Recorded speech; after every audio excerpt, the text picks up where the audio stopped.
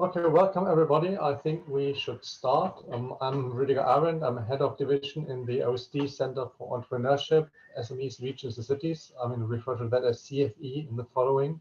And before I begin, I wanted to flag a few housekeeping matters for you, especially for those who are new to the seminar series. Just as a reminder, the seminar series is being jointly organized by DG Regio, and my counterpart, Peter Berkowitz, will say some words to you in the end, and to the CFE. We'll be recording the webinar and make it available on our webpage next week. Also, this is a Zoom webinar format, as you obviously see, but that means, unfortunately, not everybody can take the floor. But we invite you to use the questions and answers functions to share your thoughts and address the panelists. You can also use the chat function to contact our support team for any technical difficulty you may have. And you're also welcome to engage with us on Twitter. Our Twitter handle is @OECD_local, @OECD_local, if somebody wants to interact via this way. I also wanted to mention a report that we launched last week at a Just Transition event of the European Commission. And this report is also the result of the cooperation with DG Regio, and it is called Managing Environmental and Energy Transitions in Cities and Regions. And this will sound familiar to some of our speakers and panelists. The report is indeed based on a series of workshops in which they participated. And I think my colleagues will put the link of the report in the chat, so you can go clicking on the link on the internet and download it. And also maybe a link to the website where the information on the underlying workshops can be found for those of you who may be interested. But now let's come to today's webinar, COVID-19 and the zero carbon transition. And I thought maybe some of you have been wondering why we bring together COVID-19 and climate change. And I'll give you three reasons. The first one is that COVID-19 has shown what happens when risks become reality and how the impacts on our economy and our society are cascading in such a situation. Climate change also poses risks to human well-being, and potentially much worse risks. And the potential systemic knock-on effects are also extremely large. Second point, the COVID-19 crisis shows the importance of anticipation and early action to avoid harm to human well-being. It's a perfect example about how delaying action makes the situation exponentially worse and usually adds to economic and well-being costs. And the third point is that COVID-19 crisis has clearly shown the importance of a local place-based approach. Governments have taken a while to understand this, but at the end, it's at the local level that action against COVID is carried out or not. And this is similar with climate change policies, where a large part of the action will have to come from the local and regional level. And that's why we discuss today in the first session the impacts of the COVID-19 crisis on greenhouse gas emissions and the implications for the zero carbon transition in urban land use and transport. And in the second session, we're looking at orienting local investment decisions towards the zero carbon transition. I'm very grateful for our two main speakers, who I will very quickly introduce. The first one is Professor Felix Kreutzig.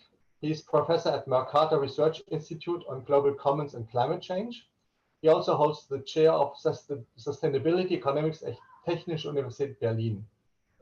He has published numerous and at the same time fascinating reports on COVID-19 and on climate change. Then we have Professor Dirk Loorbach. He's professor for socio-economic transitions at Erasmus University. He's director of TRIFT, the Dutch Research Institute for Transitions. He's one of the founders of the transition management approach as a new form of governance. And he has over 100 publications in this area and has been involved in many transition processes with governments, business, civil society, and science. And finally, I'm very grateful to Aziza, who has agreed to share and moderate the webinar today. And so I'm passing the floor to her. Thank you very much, Rüdiger, for setting the scene, and good morning, good afternoon, or good evening to all of you, depending on where you are. I hope you are safe in these COVID-19 difficult times, and we look forward to a very interesting conversation in the coming hour and a half. So, as you have seen in the agenda, we will be organizing the conversation in two main blocks.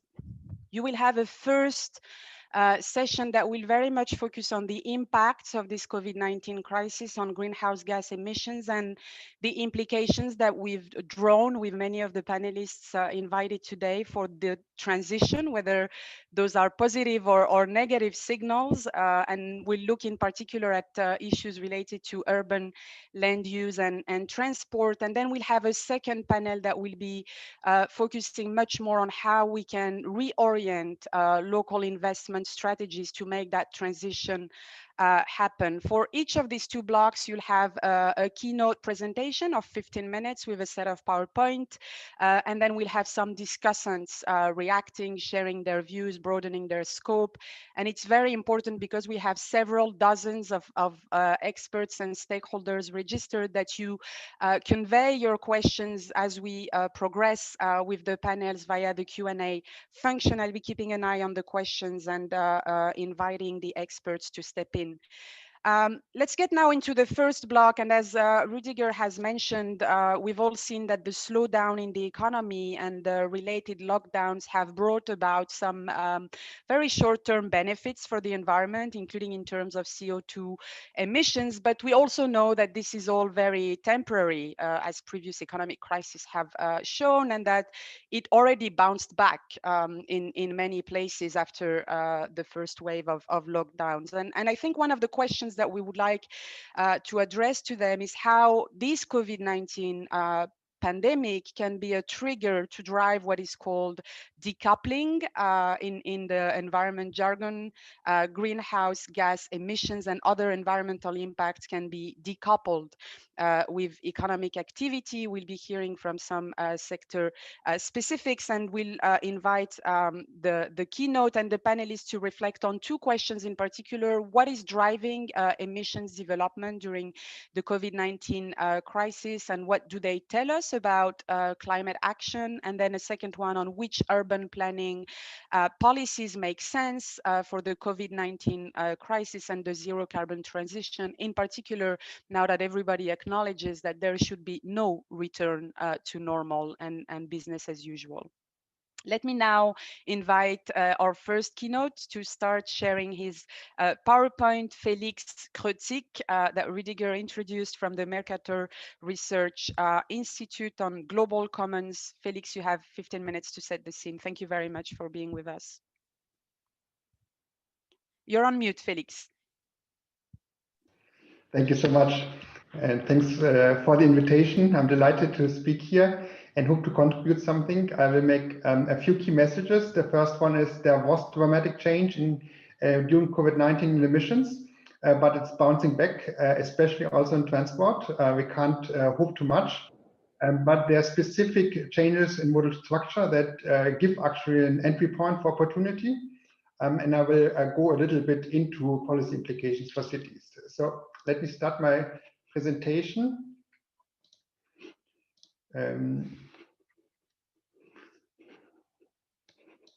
Apologies, can you see the presentation? We do. We see actually two slides. Maybe you need to decouple your screens if you have two screens. Otherwise, we'll proceed that way. Yeah, apologies for that. Something happened just.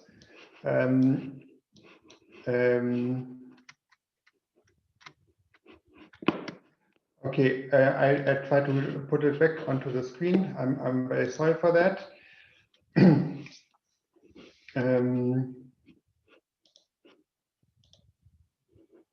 So here we are. Now it's good. Diaporama mode, and we're set. Okay, perfect. Sorry for that. So we observe a very strong dip in emissions, especially after the confinement in March, April globally, which reduced emissions by more than 15% temporarily during the months of March, April, and partially May. But we see also a quick resurgence of emissions and are more or less at the same level already globally as we are speaking.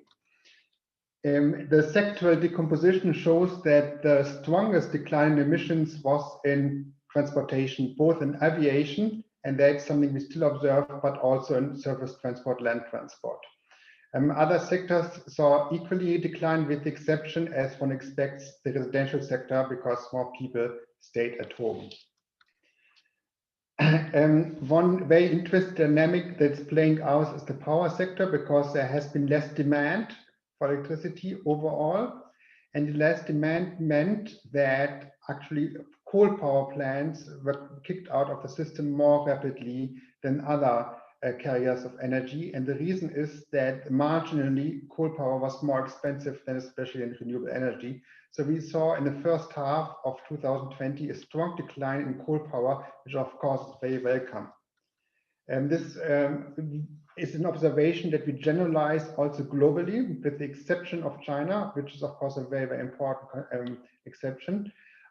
We see an additional growth in renewable capacity even during this year, and at the same time a reduced demand that is kicking out preferentially coal power plant. And this means that by now we can quite sure that the peak power emissions have been reached in 2018, and we are now on a path of decline in greenhouse gas emissions in the power sector, which is mostly due to less than expected demand from electricity, but also due to the continued rise of renewable energies that is kicking out coal power on the market. So this is the global picture, but let me go to the key topic of this webinar, which is urban transportation. The first thing that happened is that there was an overall strong decline in lockdown in all modes of transportation. The second thing is that public transportation continues to have lower patronage. So there is still a lower level of public transportation use in basically all European cities, by 10 to 20% as we are speaking. However, that's not true for car driving. So car driving is again at the same levels. And also demand for car purchases is already again at the same levels as before the crisis. One specific interesting observation is that not only car driving is picking up the modal share of public transportation, but also cycling. And the cycling pickup is concentrated in cities that make a commitment to cycling, which has been visualized most dominantly in terms of pop-up bike infrastructures. The picture here is one of the key bicycle lanes in Berlin. So a quick infrastructure adjustment, like just allocation of existing street space that made cycling safer, and by this also draw cyclists to the road that were perhaps not like the most committed cyclists, but just wanted to feel safe. There's also another sort of street space allocation happening. This is like closing streets for play, and also allocating street space for restaurants so they can provide additional outside service, and which is of course more COVID-19 safe than others. There is some financial aid for public transportation, but there's also worry that this is not enough, because it's in many cities they're in a crisis also with respect to financing. These are statistics that we observed for 16 cities globally in terms of modal share for the first half of 2020. So you can see the more detailed numbers here. Overall, a strong decline here. The black line is, by the way, like the confinement level, like how much there was been reduction of activities totally. You can see that all modes got down, but the blue line is usually further down, and the other lines, the blue line is public transport. So you can observe that this is getting reduced. And the yellow golden line is the interesting one in terms of cycling. You can see in Berlin, but also New York, Canberra, and Auckland, like an increase of cycling during lockdown. So what's the policies here? I mentioned the pop-up bicycle lanes, and I mentioned the example of Berlin, but in fact it has been done in 106 European cities, and they build an average 11.5 kilometer of pop-up bicycle lane per city. So like this is a study from colleagues of mine who evaluated the bicycle counters in these cities, and they observed that after introduction of pop-up bicycle lanes, controlling for everything else like weather and weekends and commute patterns, etc., that for each kilometer of bicycle lane that has been built, there's 0.6% increase in modal share in cycling. And this has dramatic health benefits. So like the climate change effect is, of course, from drawing people out of the car to the bicycle, but the health effects is by having people additionally cycling, because especially those that are like not committed sportsmen, they profit a lot from this with dramatic effects. So what are the key enabling conditions for pop-up infrastructure? We did an in-depth analysis of 12 cities worldwide, but also with focus of European cities. And there were two key observations here, that those cities that invested into pop-up bicycle lanes, they thought about similar sort of infrastructure for the last 5 or 10 years. So they had plans in the drawer that didn't come unprepared. That made a difference. The second key observation is it's not like only one part of government, but really in all of these cities, there's a civil, public, administrative motivation that aligned. So all three levels were equally motivated, or at least partially motivated to do something. This was a key condition for success.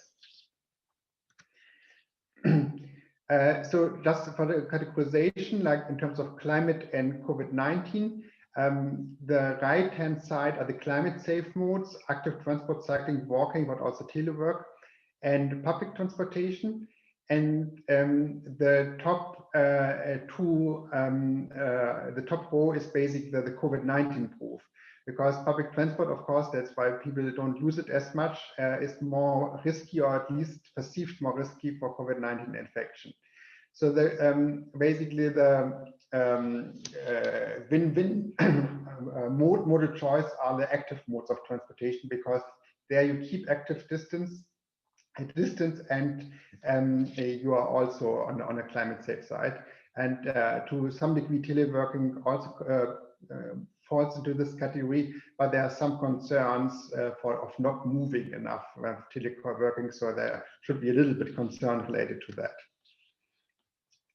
There's one other dimension here that I would like to draw attention to, and that is we're not talking only about climate change and COVID-19, but also really how streets and how cities are distributed, like for whom. And here's a study where we observed street space allocation empirically in Berlin, and we asked what kind of ethical principle can motivate specific sort of street space allocation, and we looked in 14 different allocation mechanisms, like how street space could be distributed. The main result is that whatever ethical principle you take and whatever specific allocation you suggest based on this ethical principle, the current street space allocation is not fair. So that's the main conclusion. On the right-hand side, you can see, like, based in general, what direction of change is expected. The main thing here is, I mean, what you observe, pedestrians and cyclists should have more space here.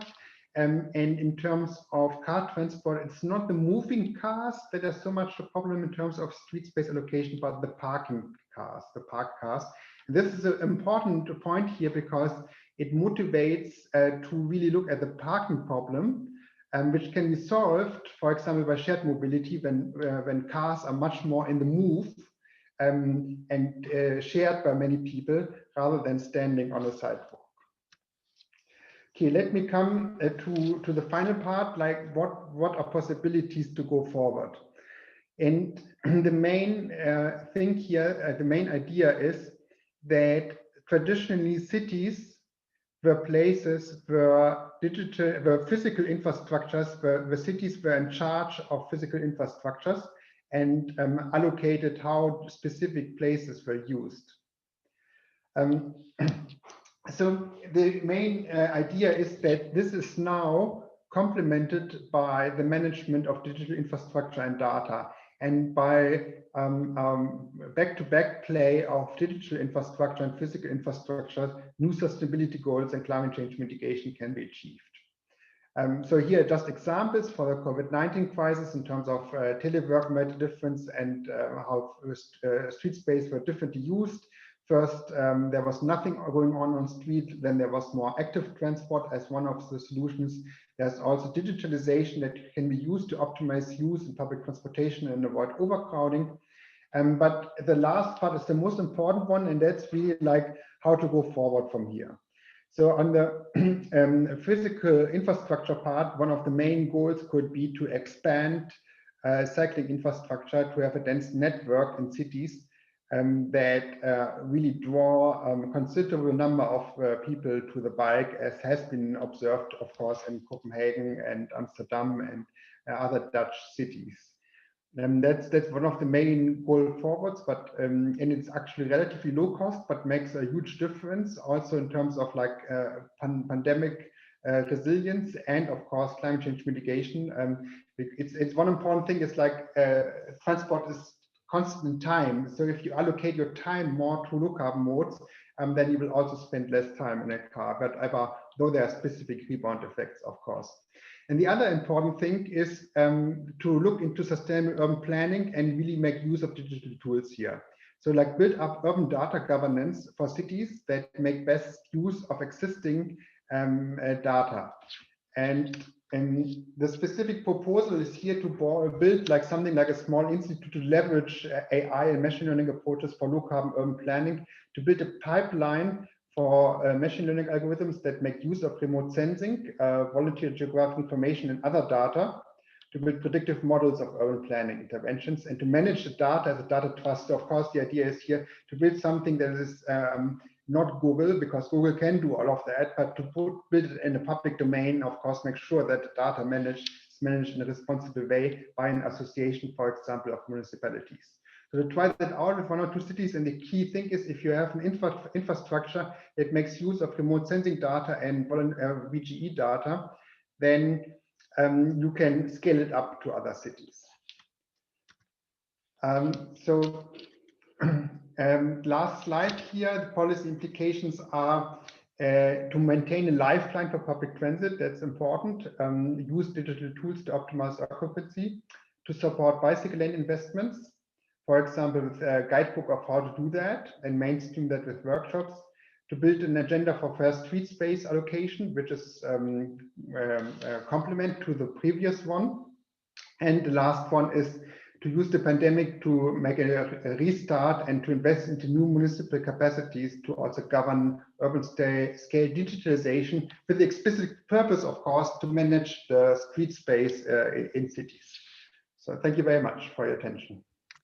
Thank you very much, Philippe Krutzik from Mercator Research Institute for this very interesting presentation that is very much in line with what we've seen looking at how 100+ cities from across OECD countries responded to the crisis in terms of mobility with the development or the proliferation of those corona cycling paths, as they were called, and you've brought the evidence of their expected impact in terms of CO2 emissions. I think this very much testifies to the observation that the crisis, the COVID-19 crisis, has maybe not revealed anything new in terms of the structural problems that our cities, and in particular large agglomeration areas, are facing, agglomeration costs related to air pollution or traffic congestion. But it has really opened a window that makes maybe many of these measures socially and politically way more acceptable than they were just a year ago. And I think this acceleration of clean forms of urban mobility is something that we have observed in really all cities over the past few months, and that also shows the extent to which urban planning can be agile enough to respond to this crisis with short-term fixes and measures without going into lengthy, complicated planning processes that are also required for other purposes. Thank you very much. I'm sure this will trigger a lot of questions, and I invite really the 50+, 60+ participants online to submit any question you may have to Felix or any thought you wish to share via the Q&A function of the webinar. And meanwhile, I'll turn to our first discussant, It's my pleasure to invite Elena Wisnar-Malinowska, Head of Unit for Adaptation to Climate Change in DG Klima at the European Commission, to share as a discussant in 5 minutes her thinking around this presentation and additional thoughts. Elena, you have the floor. Thank you very much. First of all, checking whether you can hear me well. We do, crystal clear. Okay, super. I found the presentation extremely inspirational and also confirming a lot of trends that we can indeed see around. But as we are on lockdowns, we are in a home office, we can just, see the trends around. And this is really, becoming a sort of research confirming some of these trends are so substantive as to become part of statistics. First of all, what we live now is really a defining moment. Because for the Green Deal, that is the priority for this Commission, the Green Deal becomes also the guiding light for the recovery efforts. So for all the budget that will be front-loaded into the next years to make economy to bounce back and better and build back better for societies. And there I do follow a lot of societal debates recently, like this week in Slovakia, which are very much framed around a new way of thinking. New lifestyles, new infrastructure, visualization of what new green economy can mean. And I think we have been lucky or unlucky, depends how you see it, but we have now tested what it means, to be in a greener economy or in a more sustainable life mode. And this is why, all the infrastructure investments that have been done or the front loading of some good projects will find its place definitely in these new recovery plans, hopefully, and the new project pipeline, because also projects that have been started in February 2020 can be included therein. So that's really important. I have heard from many countries that they indeed plan to upgrade their infrastructure. And since roads are not eligible because they do not meet the principle of do no significant harm, as you know, typically the rail transport or the rolling stock or cycling will definitely qualify. Second, a very interesting trend we detect and not yet, captured by statistics is also the fact that there is, less people leaving rural areas towards cities, which means there is a lot of people staying in rural areas and starting the agribusiness, which can be seen also as a relatively positive trend to start this sort of shrinking of and depopulation of some areas. But let's see if this is also confirmed by future trends. Now, where we as the Commission now come in a very, I would say, the best time possible is with a new initiative, which is about the mutual learnings, as we call it, the Climate Pact. And allow me to, really use this opportunity to explain you a little bit what the Climate Pact is. It is a new citizen engagement to amplify, the Green Deal policies, but also to harvest all the action by cities, by citizens, by industries, and to raise awareness about climate action and raise climate literacy across the society. We see there are these two processes, the recovery, where the government are scratching their heads about, what should I do? What would be the best project to submit to the Commission? What would, jump over the quality bar? And the societal debate, pushing for more climate action that was started with youth protests, but definitely gets into the institutional narratives to as very good ones to bring together. So in the Climate Pact, we aim to look at society across. academics, media, industries, local authorities, try to support them with the tools that we as institutional players have. So the know-how, the funding, the structures, and bring out as much action as possible. Now, what are the main axes where we look at? It's definitely green buildings, because this is where we live more than ever before. This is where we work. Second, planting of trees and green spaces. I think in these times we could benefit, or to the contrary, you have seen if your city has suffered from lack of green spaces. For instance, here in Brussels, a lot of parks were actually open to people. Green skills, and of course, green mobility. So these will be the areas where our action will look at. Second, we are looking into people, inspirational people like ambassadors, influencers, multipliers, but people who look like your neighbors, that could bring, their expertise and talk about climate change and really promote action, in cities, in neighborhoods, in communities, and pushing governments.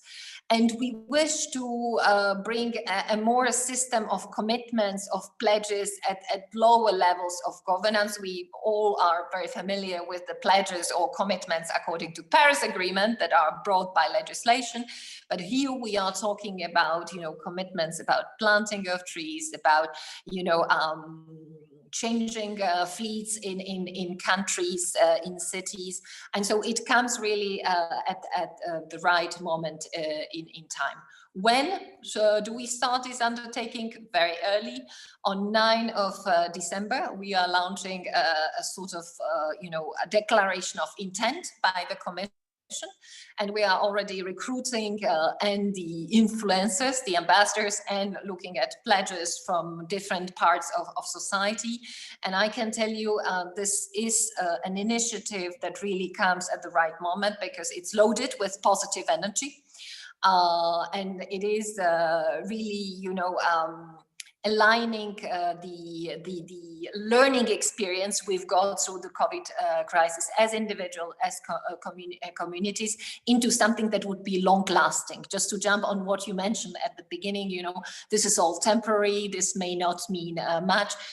We want to, grab this opportunity and make into it something long-lasting, something continuous, and something where the society at large will be buying into climate action.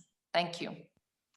Thank you very much, Elena Wisnar-Malinowska, Head of the Adaptation to Climate Change Unit at the European Commission's DG Klima.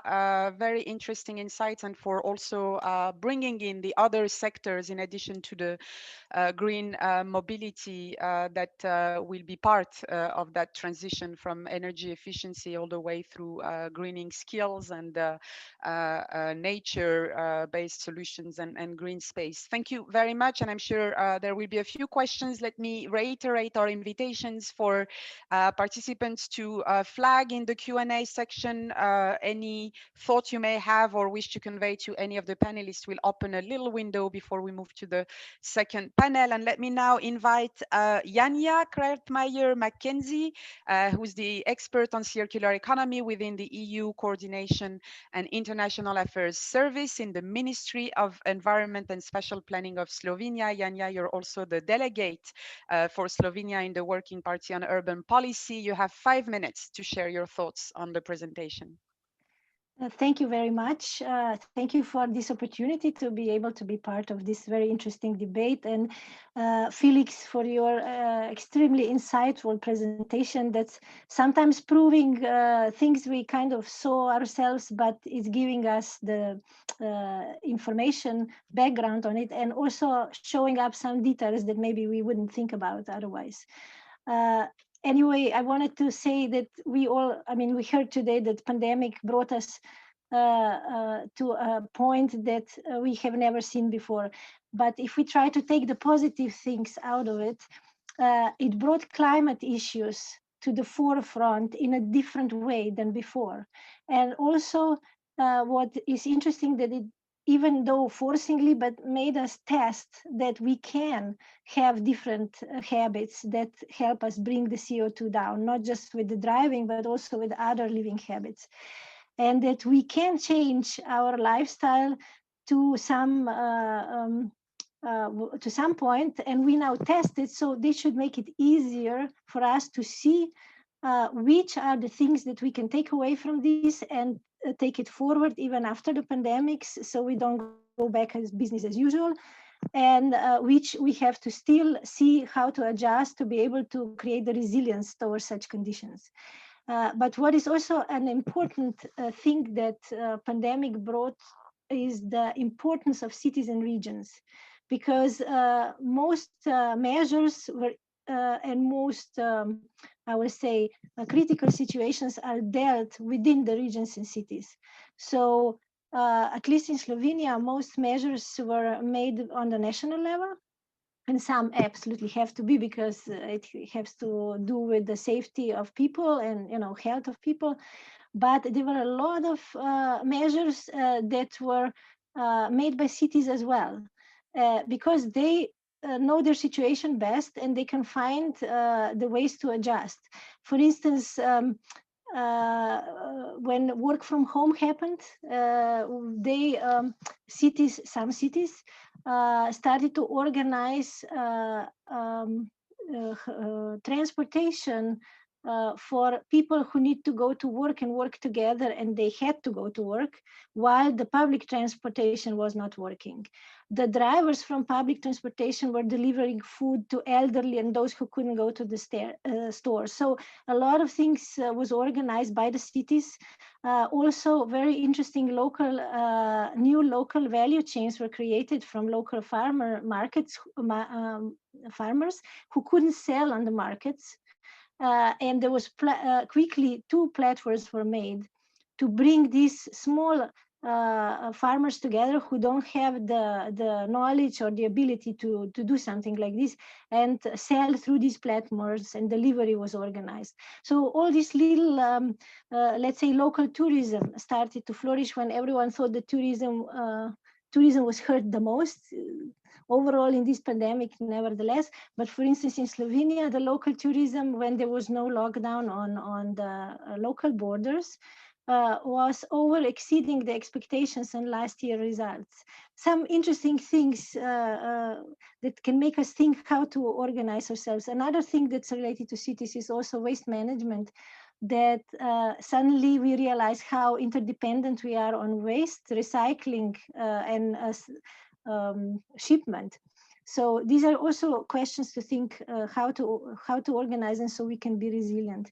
But to bring this back to urban policies a little bit, I really liked Philip's suggestions for policy organization or policy actions in this regard. And for instance, I like this concept of fair street space that was mentioned. I like this word because it exactly makes you think what you need to do. And in this, I would like to underline the extreme importance of design, the visuality of when cities will be investing in, let's say, widening the bicycle lanes and so on. I think it's extremely important the way how it's done, because it doesn't cost much more to do it nicely or beautifully, and that really attracts people. So this is that emotional readiness to take the bike and go with the bike contributes to that.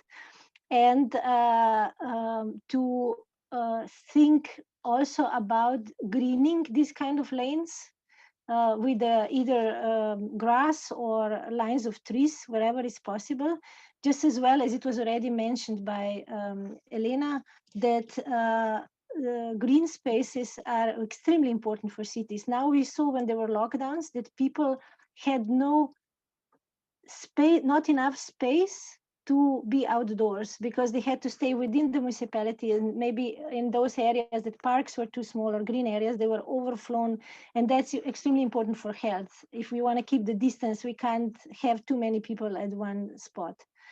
as well as, of course, the green areas are increasing the biodiversity as well in urban areas. And biodiversity, we know, helps fight viruses, because viruses exceedingly develop where we are lacking biodiversity. That's in general in future. I'm not saying the COVID, but altogether. And also, for instance, what we noticed that we don't have enough parking for bikes, not cars, because when we exceed the biking use, then we have to put this bike somewhere.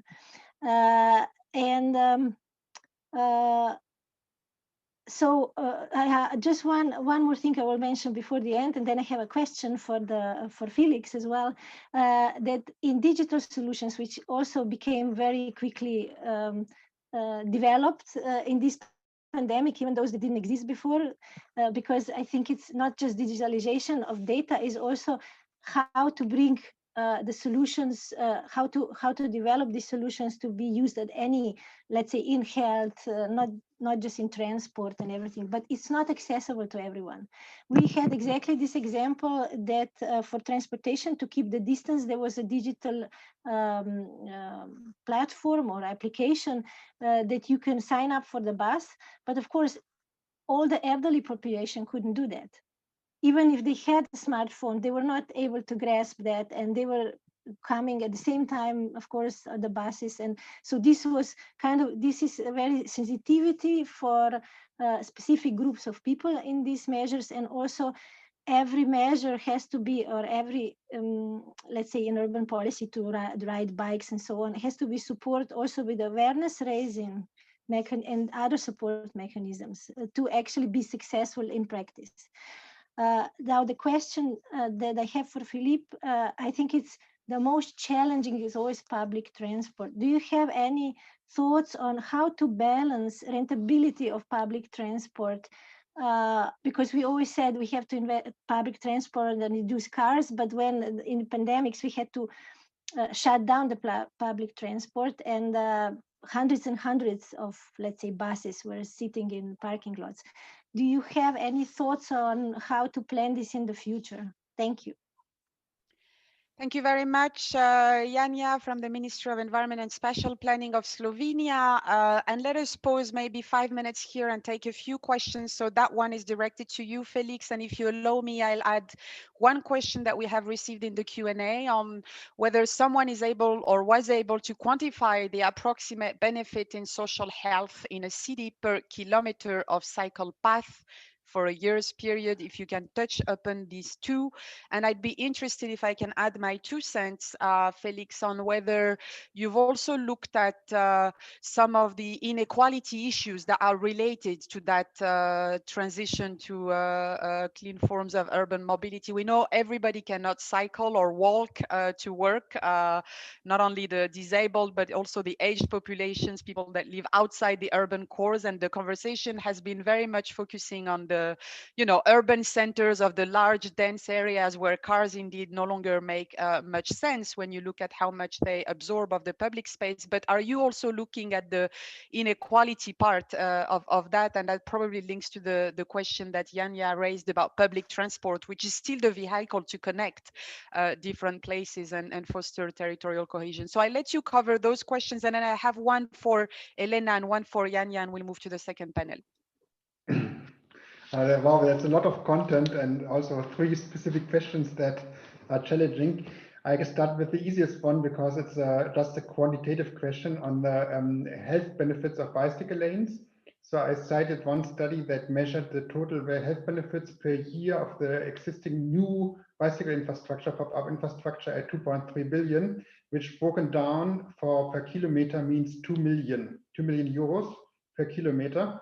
So if you invest into 1 kilometer of bicycle lane, there's a health benefits of 2 million, which is really huge number. So that's the first point. Second one, inequality effects and the dimension. So the interesting thing is, I cannot answer the details, but I can give a few indications. The first one is there's new studies coming out on inequality on carbon pricing. And the interesting observation is that it has the most progressive effects in land transport, in basically in land transport. And that's basically because cars are driven by the wealthier part of the population, also in European cities. And that means if you balance it out to give more street space on the one hand, but also perhaps like competitively more cost benefits, or like better financial terms to those who don't use cars but other modes of transportation, it has progressive effects. That's a really important thing, but that goes also to a dangerous question on those that a disadvantage that perhaps can't use a car. And I think one direction is definitely to go into shared mobility, because that offers a lot of opportunities. The main point, if you go into CO2 efficiency of transport modes, is always occupancy. Like you want to have higher occupancy also in like shared taxis or minibuses. That makes all the difference, then become really efficient. That's the major thing. And of course, the challenge here is exactly the opposite of what the pandemic mandates, right? That's exactly the problem here, and it's a big, big challenge. So I think the strategy for pandemic is really like focusing on individual non-motorized transport and teleworking. These are really good options. The overall strategy is to go for shared mobility. And I mean, think about shared food mobility as an intermediate between public transport and individualized transport. It's an intermediate, nice solution. Thank you very much, Felix. And let me maybe now turn to Yanya. You've stressed a lot that this transition will also depend on how we radically change our individual lifestyles and the way we consume and we produce. And you've stressed, the rediscovery of proximity that has come out of COVID-19, and many interesting examples on local tourism and local value chains and local production systems. And we know Slovenia has long been a great advocate of the transition to the circular economy at national level.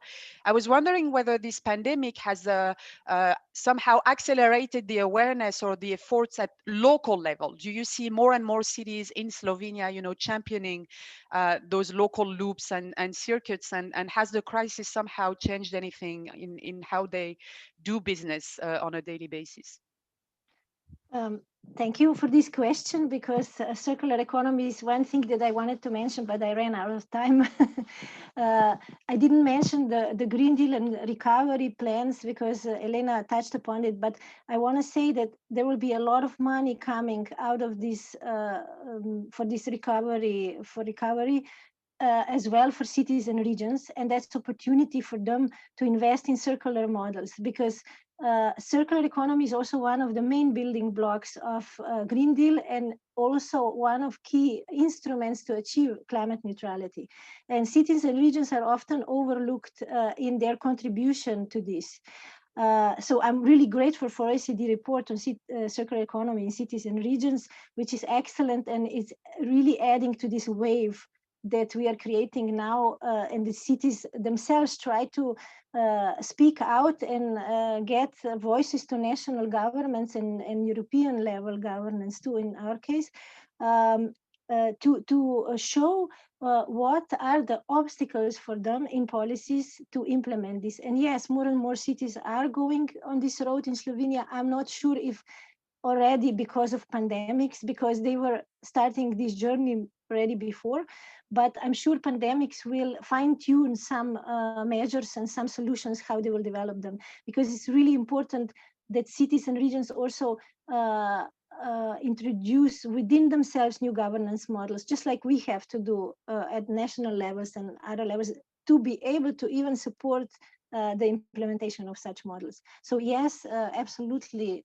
this brought circular economy as well on the city and region level on the front. Thanks. Thank you very much. Let me now maybe turn to Elena. Elena, it's my understanding that the European Commission projected that there would be investment needs of additional 250, if not 260 billion per year to reach the Green Deal's goals. And you've shown a number of areas where action is being prompted. I was wondering if you could say a few words about the balance that you see between investment in hard infrastructure and investment in soft infrastructure. And you spoke a bit to the greening, skills, and other agenda, but if you could say a bit more on that, and most importantly, if you can say a few words from what you've seen in different EC countries in the recovery packages, how much of this is actually new and radical transformation that is triggered by the pandemic, and how much is repackaging, let's say, of let's say infrastructure development and investment that were long staged but are made maybe more COVID-19 relevant these days? I mean, how much of the radical transformation to the decarbonation you see after this crisis, if you've seen some of it in a minute or two, and then we'll move to the second panel.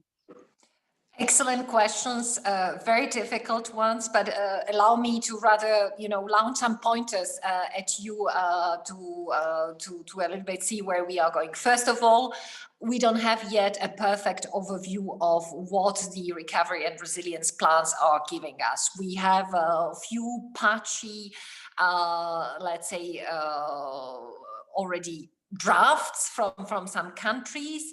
We have some societal debates going on in others, with very interesting ideas launched, but we don't know to what extent this will be indeed translated into the strategic documents. The time is extremely short. So there is pressure, and you can imagine it's better if you have started already a while ago, if you have a pipeline of good and high quality projects to bring it in. The division between infrastructure and, social innovation or soft, also very hard to detect, because you have some sort of aging of infrastructure in the energy system, in mobility, in rail, which will have to be, revisited and reconstructed, rebuilt. For instance, I've heard this week in a Slovak debate that rolling stock, so the trains are new, but the rail tracks are old. So would they invest into this rail infrastructure? They could double the number of passengers from 77 million per year to 150 million per year. So it's very important. It's not just rail sector. In the rail sector, there are parts that have moved on and others that haven't. And of course, this will be a big theme for them. At the same time, we hear in terms of reforms, many countries put health and education very much at the forefront. And this is also very important for climate action. For me to start, for a decisive transformational action in societies, you need to start with education and with awareness raising. You can't do it without masses. It can't be an elitist project. This really needs to come bottom up. So for me, if we are to go to big changes, education is a prerequisite. The same thing in terms of preparedness for climate impacts. Once you fix your health system, your agility of reaction, you optimize your organizational system, then you can also act in favor of climate action. Repackaging will happen. Nevertheless, the bar is higher, because according to the requirements for eligibility of projects, they need also to satisfy the so-called do no significant harm. So it's not sufficient that you just meet one climate objective, but if you harm the others, that's not eligible. Money will not definitely flow into extraction of fossil fuels or into roads. So some of these projects will have to be either shelved or, to wait for other investors, but definitely, not the case. So we need still to wait some time to get a better overview. But I can tell you the issue is also that in many countries, they could visualize what it is to, go from an agricultural economy to an industrial economy and to have an industrial revolution. But some countries really have this difficulty to capture what is it to be a green economy, what a man or a woman in the green economy, who is it, what she does, how digital transition plays a role here, etc. So these debates are taking place, and I hope we will get really plans that are worth to be funded by money from future generations. Because let's stress this once again, we are borrowing from future generations. So that's why the investments need to be in line with demands of what the future generations need. Thank you very much, Elena, and reminding also participants of your 9 December date that you flagged earlier for the call.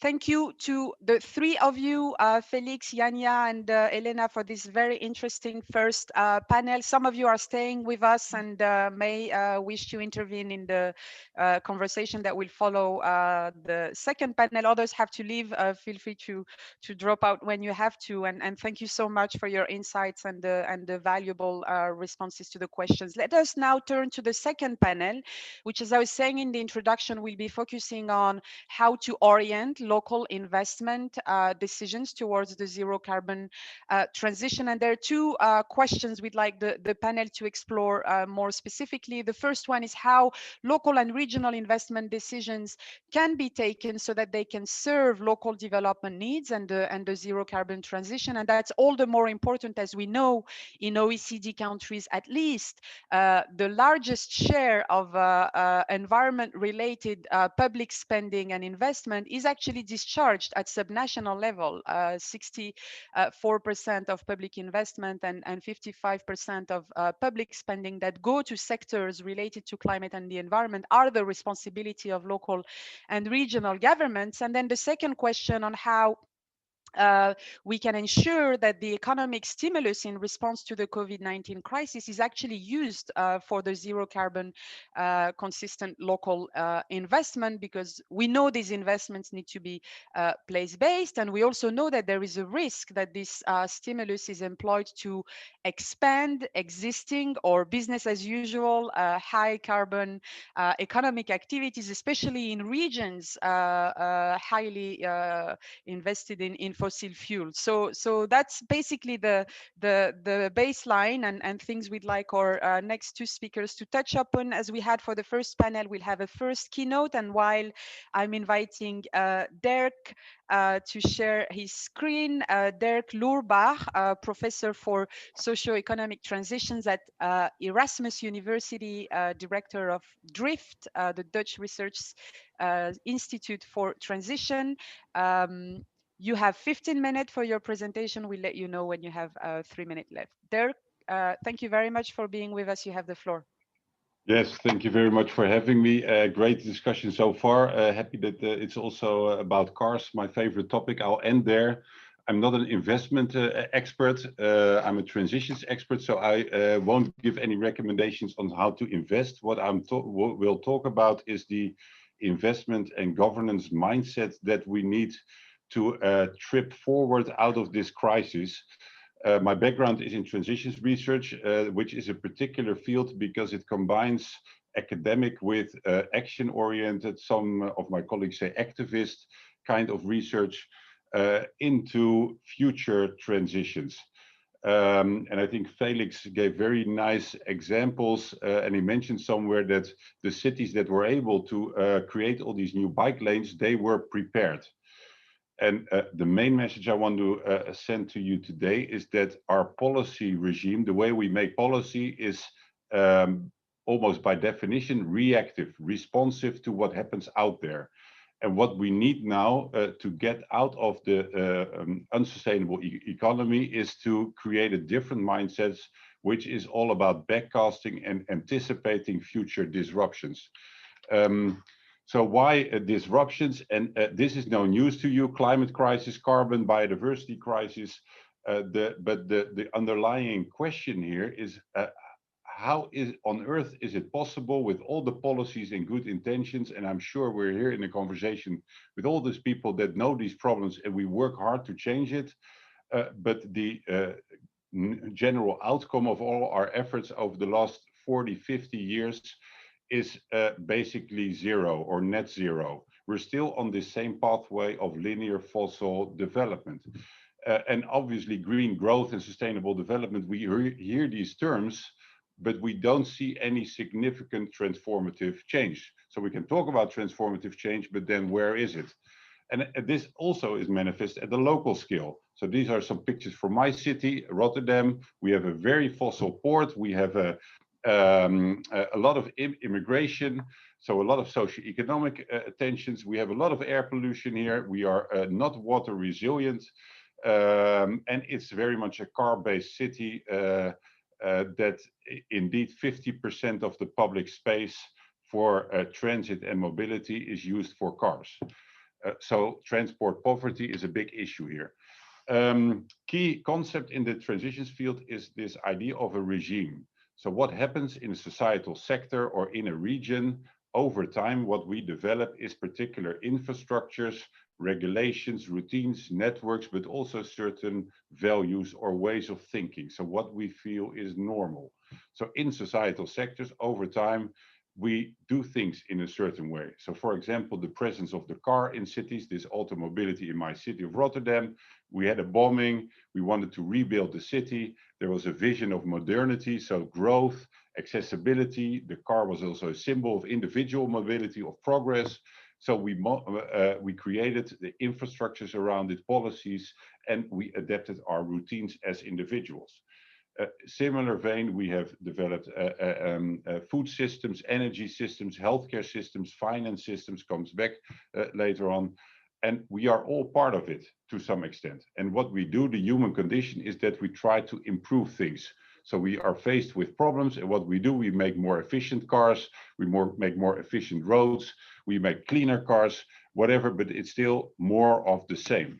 So a transition is defined, and there's a lot of theory behind it, but I'll do the summary here. It's a structural, systemic change, transformative change of a societal regime. So in the past, we, for example, at one point transitioned from horses and carriages to automobiles. And we can see transitions in all sorts of domains, and typically they follow this pattern. So we try as humans, with all our good intentions, to make things better from within the regime, which is basically what we've been trying to do for 40 years. But this creates more and more path dependency. So it becomes harder and harder to make things efficient, better, greener, or less bad. And then what happens as society changes, we get destabilization and crisis basically emerging. What also happens is that people start doing other stuff. So they come up with experiments, with new ideas, with new practices that over time become more acceptable in society, more normal, more expensive. You can think of technologies, but these are also about practices. For example, shared mobility, not eating meat all the time. So social practices also normalize and change. And a transition is then the process where pressures from society and disruptions emerge. These sectors are forced basically into a process of structural reform, and that creates transition space for new practices, structures, and cultures to become more mainstream. They are always contested processes because they are uncertain, so you cannot manage them. They cannot rationally be planned or organized. But they also come along with a lot of loss and breakdown. So some companies won't survive. Investments will disappear. People fear maybe their future or their pension. So there's also a lot of societal turmoil involved, which also makes policies and politicians try to reach back to try and restabilize things. So if we talk now about green recovery, Worldwide, 10 trillion US dollars is sort of accumulated to recover the economy. But Oxford economists already calculated 80 to 90% is about saving existing economy. So if this is true, and if we are in this period of transformation, the transition 20s, my colleagues call it, there's more disruptions ahead, and we could have seen it coming. There's increasing instability in our economy already for years. Societal unrest, sectors starting to disrupt, destabilize, climate protests, pressure, financial crises, and now we have this pandemic as an accelerator and amplifier. And Felix already showed it. On the short term, if you look at the emissions and the impact on climate change, it's marginal. It's a temporary effect, so it's not a tipping point, as ecologists would say. And it also doesn't work like that with transitions. But what it does, it creates insight into the underlying dynamics of transitions. And it is, on the one hand, a crisis that is used to reinforce the old regime or the old regimes, but it's also a push in the back behind all those emerging niches in our jargon, those alternatives that were out there for longer and that are now being accelerated.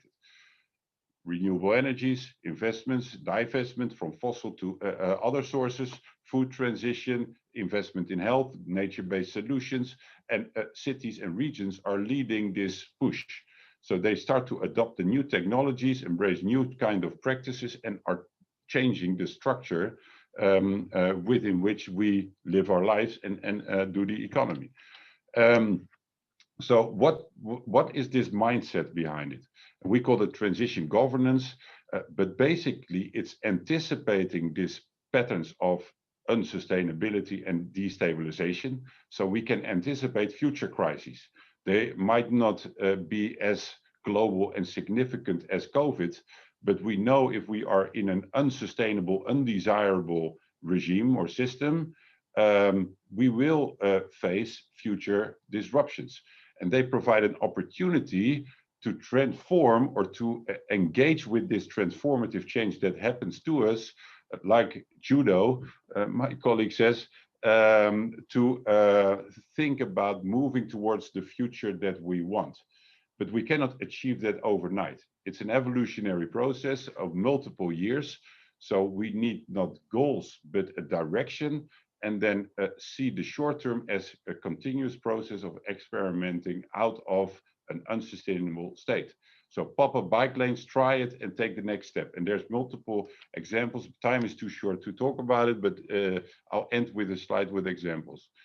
What is this direction? I was involved the last 6-7 months in a UN UNEP discussion on basically it's translating the biodiversity report to the business community.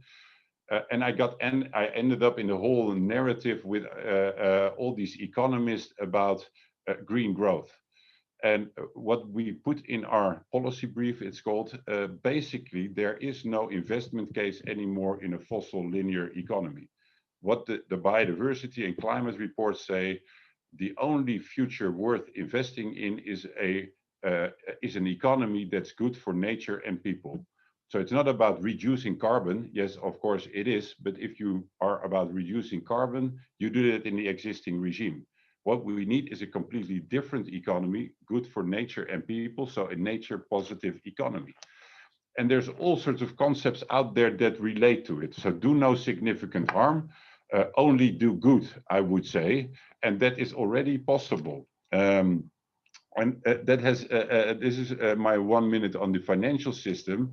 Because what we see now in this discussion, that a nature positive economy is a sense of direction for a lot of the emerging transitions in society, in the food system, mobility, energy. We have the technologies and the practices and the ideas and the instruments to create economies that work for nature and people. But then we end up in financial discussions about costs and benefits and how to make this investment case, because the projects are not at scale, and so the dominant logic in the finance system is still really linked to the existing linear and extractive economy. So what colleagues and me are working on is what is the new kind of finance logic. So we need to work together from policy with the finance sector, with social innovators to create a shared understanding of what the business case is for a nature positive economy. If we keep looking at sustainability and sustainability innovations as an investment problem and as a business case, it's a problem. And I was very happy with Felix's example. 1 kilometer of bike path, it saves you 2 million euros of health expenses. That's your business case, but obviously that is not a financial business case. We make because the 2 million is cost avoided elsewhere. And behind this kind of thinking, so invest somewhere where you can have a positive impact and positive growth on other domains. That is called social innovation or transformative innovation. An interesting thing is it's both global and local. So these bike lanes are very local and they're very specific in every city, but it's a movement. But similarly is a nature positive food system, cooperative food systems, cooperative energies, shared mobility schemes. So it's about the capacity that we developed to zoom out, to see the bigger picture, and then to translate it to the local context and change step by step the conditions and the structures in our environment. There's a whole handbook and workbooks of transition tools or processes, but the key is to find collectives of agents that are already engaged with transition. Because these transitions happen upon us, and it's much more about how we read the signs, anticipate the dynamics, and then strategize to influence the speed and direction of these processes. So it's not only about innovation, it's also about adapting the structures of the system, and it's about anticipating or managing decline and phase out. So this is a picture from our Rotterdam process. I've been involved in shaming the car as the dominant icon of the regime for years, and with a lot of others in the city, and it's in an acceleration. And like Felix said, also in our city, because we have invested for years in these transition arenas and in experiments, policy was able to take the COVID momentum, not only create more bike lanes, but also car-free neighborhoods, close down car lanes, reduce the traffic speed from 50 to 30 kilometers in all sorts of neighborhoods, create more public space, and actually change the rules of the game in terms of zoning policy and so on. You can do it for all sorts of domains. I'll leave it here, but I hope I gave some food for thought. Thank you for your attention. Thank you very much, Dirk Loorbach. It was really inspirational, and the point behind in terms of preparedness for future shocks based on that change management and transition to what should be a systemic change in a radically uncertain global context is absolutely spot on. And as you said, today it's a pandemic, tomorrow it may be a cyber attack, the day after it may be poisoning through infrastructure. I think what is behind is really drawing the lessons in terms of building that resilience to future shocks, and point taken as well on how to make the business case translate into a financial case, especially given the distributed benefits or cost savings that do require aligning the planets, and probably this multi-level governance of the transition management is at the core of the thinking. Thank you. I'm sure this will trigger a lot of questions. Let me remind all participants to drop their questions via the Q&A function, so that we keep an eye on the potential thoughts you would like to share, and allow the last 5-10 minutes to some exchanges. And let me now turn to our discussant for this session, my colleague Sandra Anning, policy analyst in Rudiger's team within our Center for Entrepreneurship, SMEs, Regions and Cities. Sandra, you have 5 minutes. Thank you very much, Aziza, and thank you, Dirk, for an excellent presentation of the transition challenges. We already had the opportunity to discuss the importance of transition management and its disruptive nature in a previous expert seminar at the OECD. And you will also be pleased to hear that we included the transition perspective in our recently published report on managing environmental and energy transitions for regions and cities, that also talks about this need for changes in socioeconomic regimes when it comes to energy, when it comes to urban planning, but also to sustainable food systems. And I do have two main comments on the presentation and one related question for you. First, I would like to make a point on transition and investment needs at the subnational level. So the X curve that you have presented shows that transitions really are processes of build-up and breakdown over a period of decades. And it also nicely shows that transitions start with new technologies, new social practices, and new business models. But very importantly, I think it also shows that a lot of it is also about phasing out existing technologies and assets, such as infrastructure that cannot adapt. And we know that in practice, but we are not yet there. So the current scale and pace of climate action is clearly insufficient. And we do need a massive reorientation of investment flows, which is probably even more important and even more difficult, maybe governance-wise, than triggering additional investment. And we also know, it, like Aziz already mentioned, that a lot of this investment is carried out at the subnational level, with the subnational governments being responsible for more than half of public investment, more than 2/3 of climate-related investment. So cities and regions are really important actors to implement the transition, as you also said in your presentation. And they need to reorient their finance. They need to put in additional finance. So there are some costs involved in the transition, but importantly, there are also a lot of benefits with that are especially for cities and regions, like, for example, better air, less traffic jams, a lot more green spaces, less soil pollution, and so on. And talking about this idea of disruption also brings me to a second point, and that is more about the COVID crisis. So despite the COVID crisis, all levels of government need to ensure that the spending that is needed for the net zero emission is there. And this means also that all stimulus spending needs to be consistent with the transition. So using the economic stimulus packages to support what we call stranded assets would be very harmful and also be very, very costly. So what we clearly need then to make the recovery spending transition consistent is a territorial dimension in the current recovery packages that is still lacking.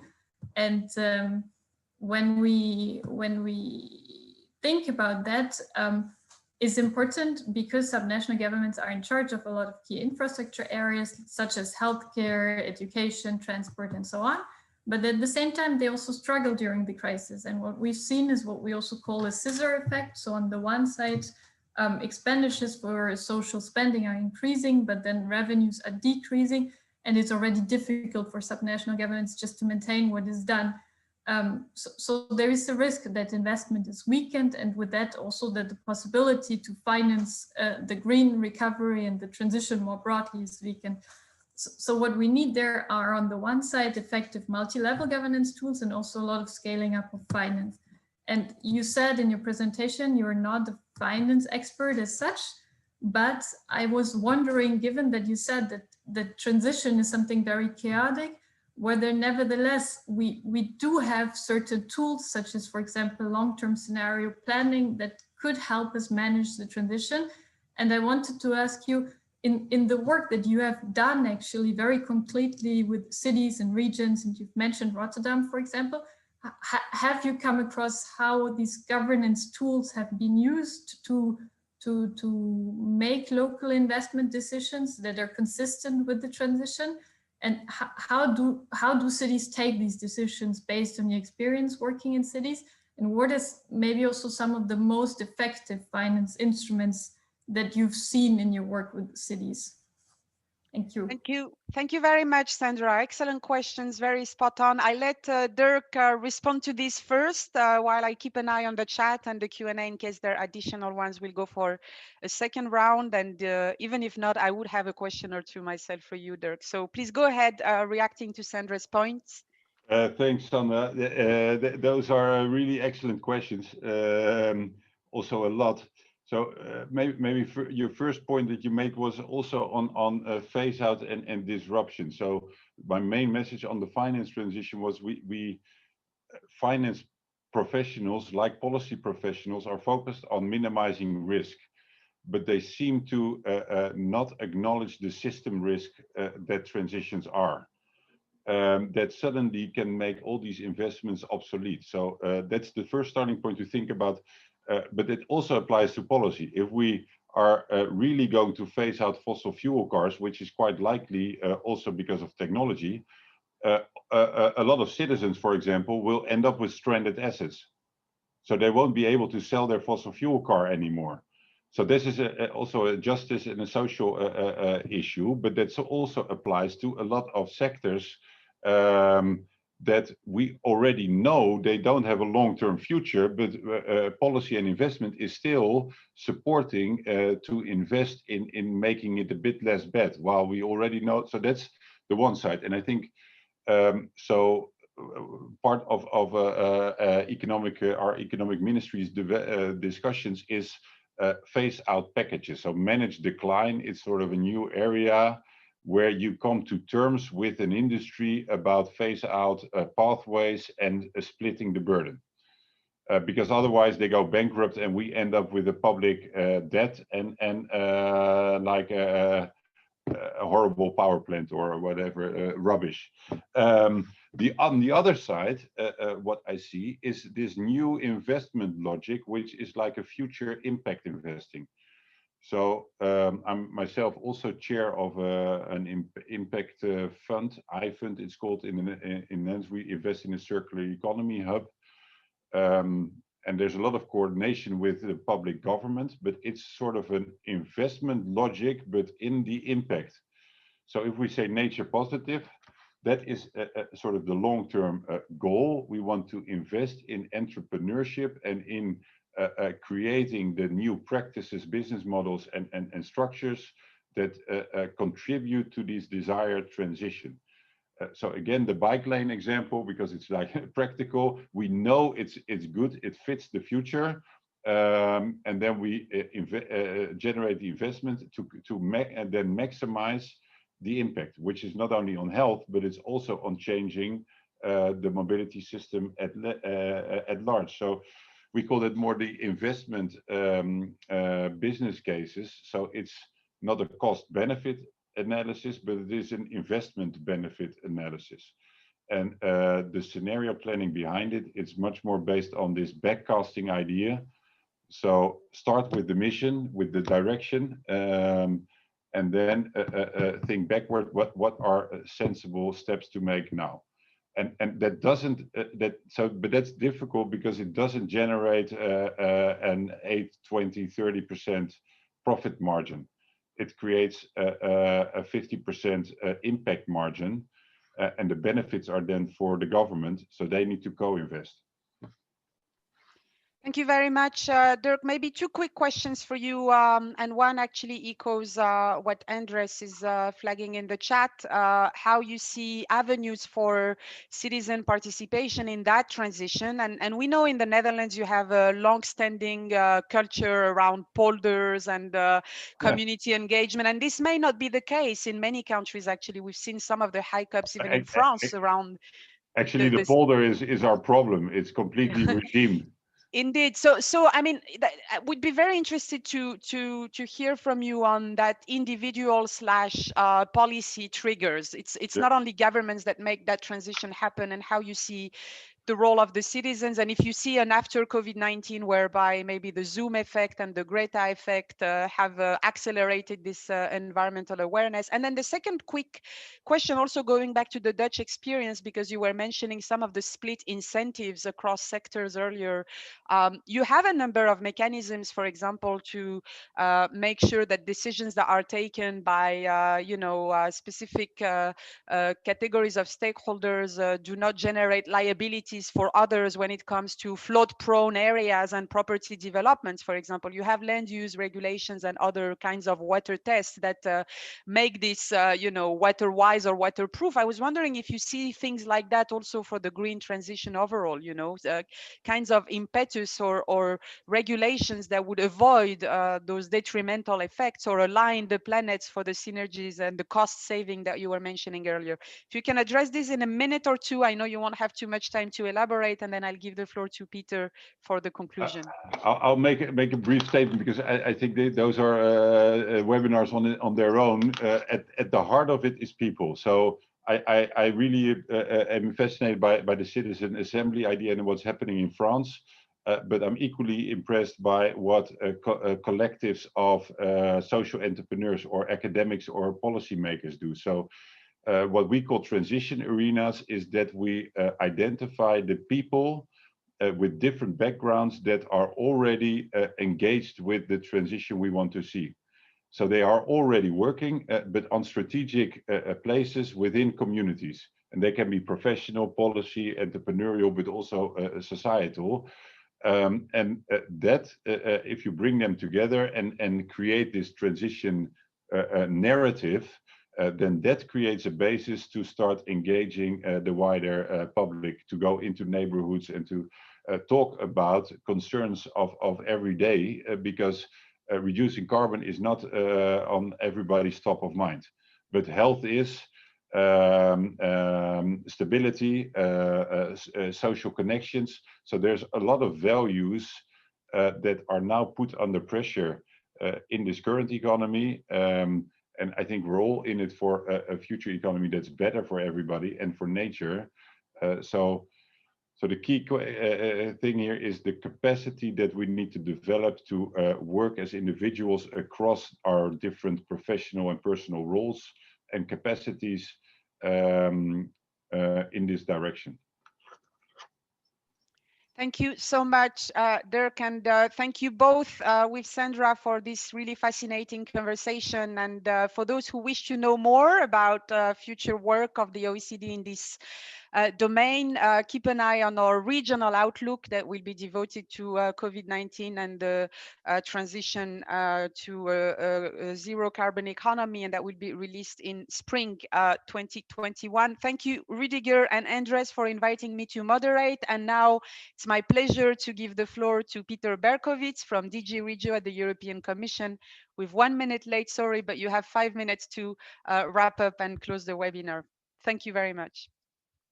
Right, well, thank you very much indeed. And I'm going to do something which is really risky, which is to add a slide at the last moment. But I'll try and do it while I'm speaking. Listen, I just wanted to start by just saying thank you for our colleagues to the OECD for organizing this, but also above all, thank you to our speakers and our discussants.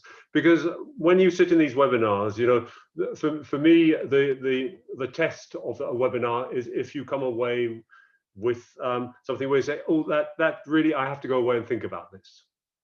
And I think we've heard today a lot of things which for me at least trigger new thinking about how we try and lock in the benefits of what we have seen through the COVID crisis and avoid just slipping back into business as usual.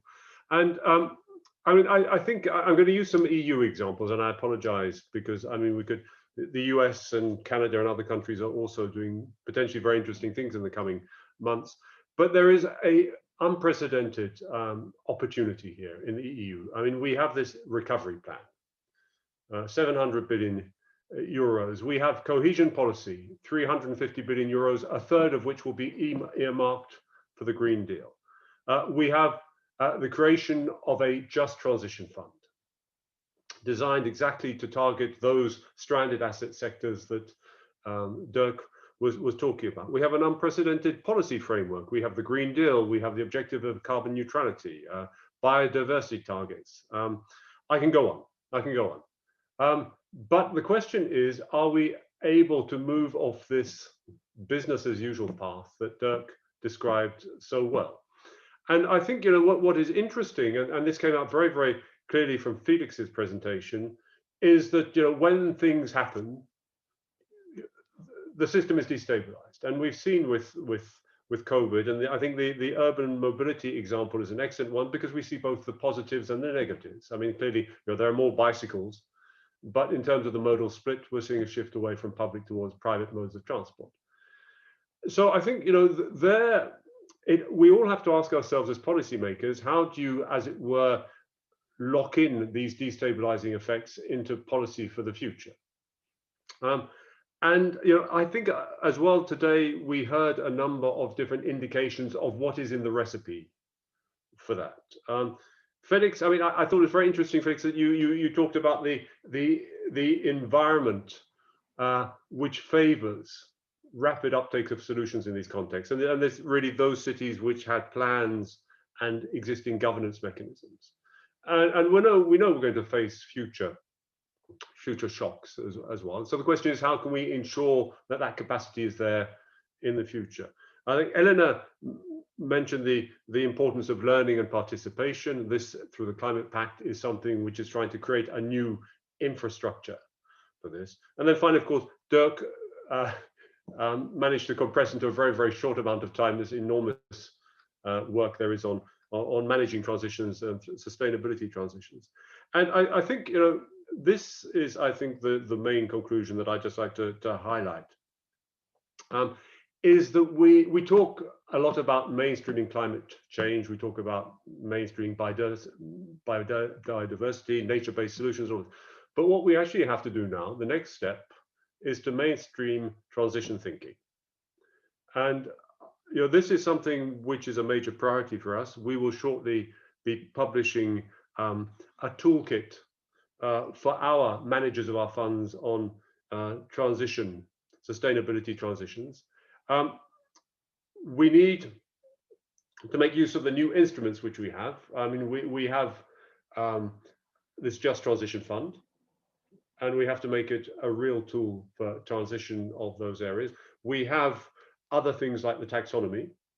The question is, of course, what are we going to do with them? And we need to build capacity and support and build on the existing transition intermediaries who are there on the ground. And I mean, I wanted to come back to conclude a bit with something a bit operational. And I know I look at the time. So I just want to be very brief. I just wanted to share a slide with you. It comes from the guide which we are going to publish shortly, and it's based on, I mean, it'll be very familiar to a lot of you. But I just wanted to, I don't know, is it coming up yet? Yes, it is. If you put it in diaporama mode, it will be probably bigger for others. Okay, so I mean, this is a kind of a classic synthesis of the various tools for transitions thinking, and we've used it in a way to try and identify policy mixes for sustainability transitions, because these are different elements of the, as I said, of the recipe. And the interesting issue, which I just wanted to highlight to conclude, is with the COVID-19 crisis, what is interesting to see is that in these different areas, where is it possible to lock in change or use the changes that COVID have brought about to actually have a kind of a ratchet effect. So, if we've seen the emergence of new organizations, networks, as a result of the crisis, how do we lock that in to the way we are doing things? Whether in changes in organizational practices, we move away from things which are not so helpful. Where perhaps there's been more policy experimentation, where there've been shifts in resource mobilization, in terms of training or subsidies, so that we don't find ourselves in that situation where in 6 months' time, everyone goes back to normal, get back on planes, go to the same holiday destinations, same travel to work patterns as we saw before the crisis. So I think beyond, and this is my final point, beyond the kind of the big vision we need to have, there is a whole set of micro policy practices that we can build on as we come out of the COVID crisis. And here, I think I just wanted to emphasize, I think the urban mobility example is a fantastic example here. so that we are able to lock in the benefits and avoid backsliding. So I conclude there from my side, and just a big thank you to all the participants. Thank you very much, Peter, and thank you all. This closes the webinar. Keep an eye on the recording that will be made publicly available in a few days, and see you soon for another OECD webinar. Thank you very much.